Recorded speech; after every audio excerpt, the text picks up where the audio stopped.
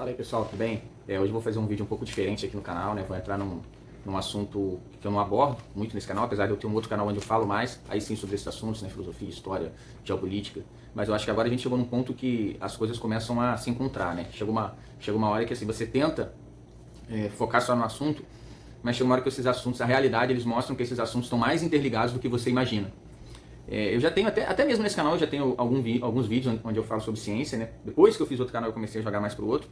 Mas o tema aqui é sobre essa censura que o professor Dr. Paulo Gentil sofreu, né, do YouTube. A gente sabe, provavelmente, se você é da área da educação física ou até mesmo da nutrição, você deve conhecer esse profissional. Se não conhece, eu convido você a ir lá conhecer o perfil dele no Instagram. É um dos profissionais que mais publica na área de treinamento, né, hipertrofia, emagrecimento. Ele fala sobre diversos temas. É um dos maiores palestrantes, enfim. Tem milhares de seguidores, enfim, cursos, livros, né? Os livros deles acredito que todos devem ser best-seller. Mas ele fez um vídeo, né, falando sobre o exercício ao ar livre durante o período de confinamento, trazendo dados científicos, né, que as pessoas que faziam essa atividade física ao ar livre, elas tinham um rendimento, assim, um risco muito menor, ou um acometimento pela Covid muito menor do que os números gerais. Então você supõe que o exercício, em vez de aumentar o risco, ele, pelo contrário, ele diminui o risco ou faz com que você vai ter, né,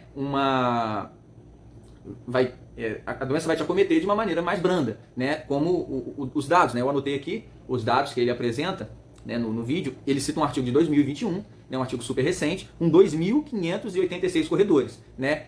Desses 2.586 corredores, 93% não mudou os hábitos, continuou com hábitos normais.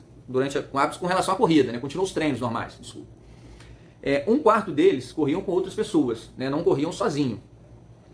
Ainda assim, né, o estudo aponta que 256 apresentaram sintomas, tá? Só que os sintomas da Covid são sintomas muito gerais. Você tem a Covid ou milhões de outras doenças que podem ser, ou enfim, não necessariamente a Covid, né? 10 casos só se confirmaram de Covid. Então, quer dizer, de 2.586 que continuaram correndo, né? Desses 93 não mudaram os hábitos, né? Provavelmente corriam sem máscara. Boa parte corria com outros corredores. Só 10 manifestaram sintomas. Desses 10, só 2 precisaram ir um dia no hospital. Então, quer dizer, de 2.586 corredores, 2 passaram um dia no hospital. Foi o máximo de complicação que se chegou. Então, quer dizer, qual a conclusão que você tira disso? Que você pode ou não pode, ou que você deve fazer exercício nesse período? E que o fato de ser ao ar livre não vai ser ruim, porque existe uma coisa chamada custo-benefício. É lógico que existe um risco de se pegar fazendo exercício ao ar livre, mas existe um benefício muito maior de se fazer exercício. Então, quer dizer, existe uma coisa relacionada a custo-benefício, né? Razão é proporção. Por isso, as pessoas hoje já não existe mais razão, né? Já não existe mais lógica. Isso eu já falei em outros vídeos, né? Então, quer dizer, é você pegar um risco, que não vou dizer que não existe, gente. Ninguém aqui está dizendo que não existe doença, que não sei o que, não é nada disso. Existe um risco, existe. Mas existe um benefício maior. Não sou eu que estou dizendo, eu estou avaliando pelos dados do estudo científico. Né? De 2.586, 2 corredores passaram um dia no hospital. Né? Ou seja, não tiver ninguém teve complicação. Praticamente você pode dizer que ninguém teve complicação, passar um dia no hospital. Né? Se você pegar os números gerais, isso não é quase nada. Né? Então, quer dizer, ele traz esses dados para falar sobre como é positivo, né, a prática de exercícios, não nesse sentido que a prática de exercícios ela é essencial, né? Seja na academia, seja em casa, seja ao ar livre, enfim, lógico que isso não quer dizer que você não possa se prevenir. Ninguém está dizendo isso para você fazer uma maratona, aglomerar todo mundo junto. Não, ninguém está falando isso. De preferência sozinho, de preferência com distanciamento, de preferência passando álcool em gel, enfim, com todos os cuidados possíveis. Vai ter um risco? Vai, mas é melhor, mesmo esse risco, não estou dizendo que não existe risco, gente. Eu estou dizendo que os benefícios, você aumentar as mitocôndrias, você tem benefício para o humor, tem aumento da vitamina D, tem melhora do metabolismo, melhora da pressão arterial, os outros benefícios compensam. Então, quer dizer, não estou dizendo que não tem risco, não precisa ser inteligente para entender isso. Os números mostram isso, basta você pegar o perfil das pessoas que têm complicações. Diversos estudos, não é um, nem dois, nem 10, nem 20, são diversos estudos mostrando que o exercício ele é a melhor forma de você prevenir. Então, quer dizer, mas se você apresentar isso, o que me fez fazer esse vídeo, não foi nem um vídeo ser censurado, porque hoje em dia isso infelizmente já virou banal, mas foi a argumentação do YouTube.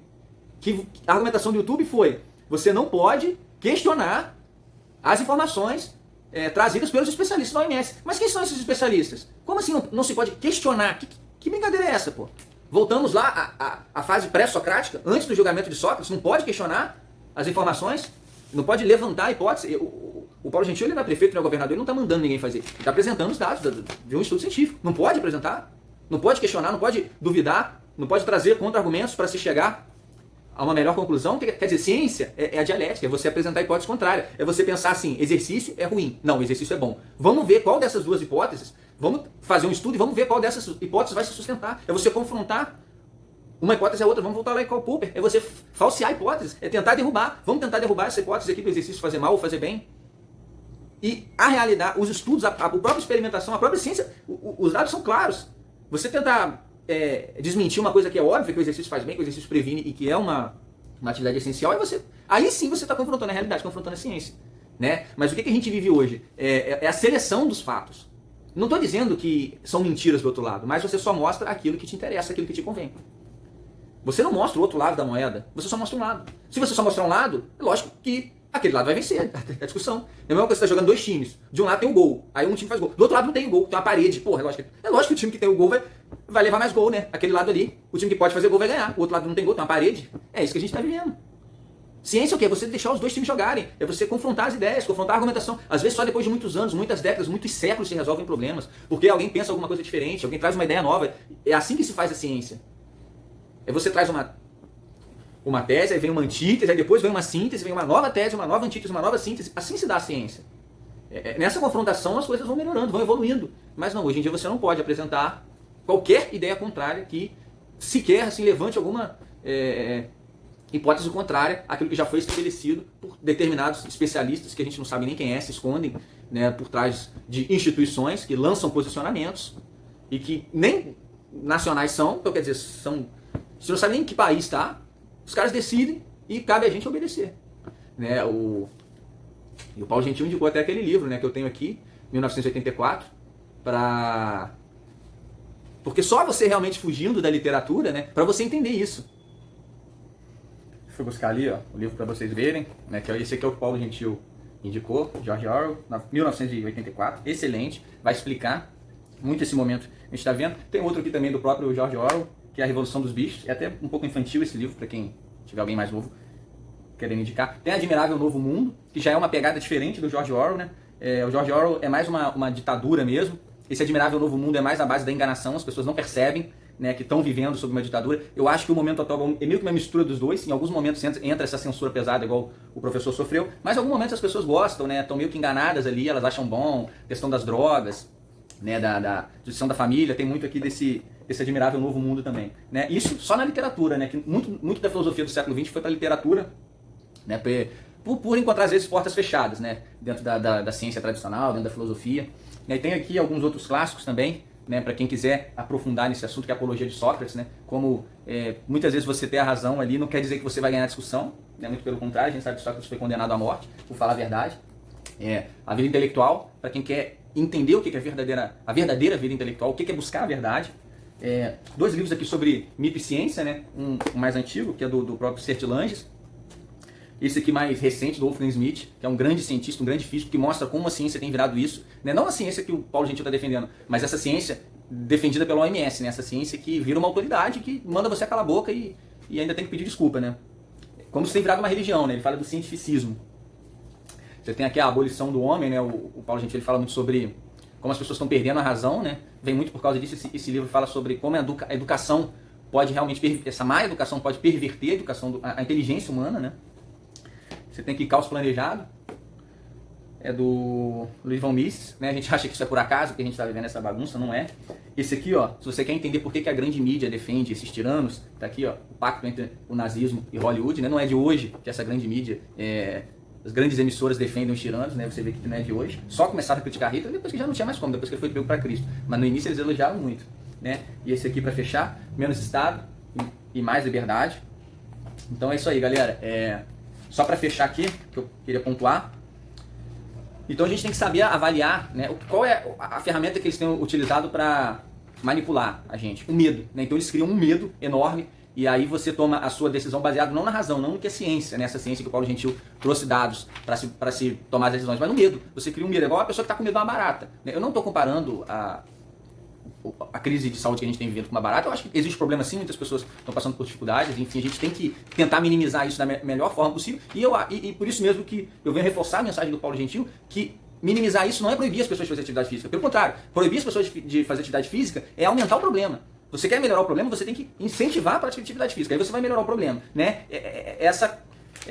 Ter esse discernimento do que é o medo, do que é o perigo real. O perigo real é você não fazer atividade física. E não você ficar com medo dentro de casa e não fazer nada, e, enfim, fora os problemas econômicos. E a gente tem que pensar, quantas pessoas vão ter mais problemas com diabetes, mais problemas com pressão alta, mais problemas com doenças coronarianas, mais problema com suicídio, mais problema com depressão, mais problema com esteatose hepática, enfim. E aí uma série de outros que eu poderia falar infinitamente, que se a gente fosse botar na ponta do lápis, é aquilo que eu falei, proporção, né? Razão é proporção. Então as pessoas perdem a razão, elas não têm mais noção de proporção, então elas querem pegar um perigo ali, aquela pessoa lá no exemplo da barata, ela tá com tanto medo na barata que ela quer soltar uma bomba atômica, né? Quer soltar um canhão ali para matar a barata, ela vai acabar se atingindo, né? É isso que a gente não quer, é isso que a gente quer.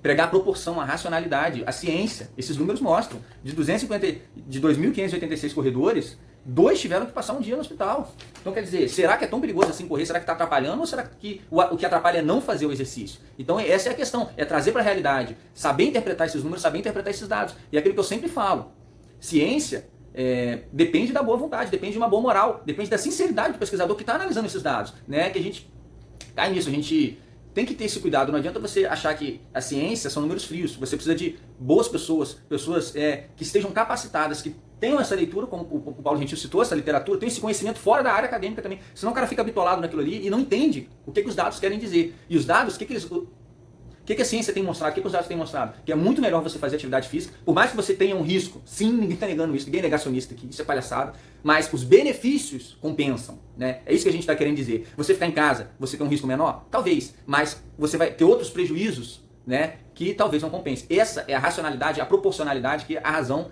pede pra gente analisar com calma e discutir. Eu não estou dizendo que a minha opinião é a única, a verdadeira, é a maioral, nada disso. Agora são opiniões que eu vou dar minha, o Paulo a gente vai dar dele, os especialistas da OMS vão dar dele, e isso faz parte de uma discussão, gente. E a gente vai tirar a melhor decisão se todo mundo discutir, se todo mundo puder dar opinião. Se só um lado puder dar opinião, eu tenho certeza que não existe um gênio na história da humanidade.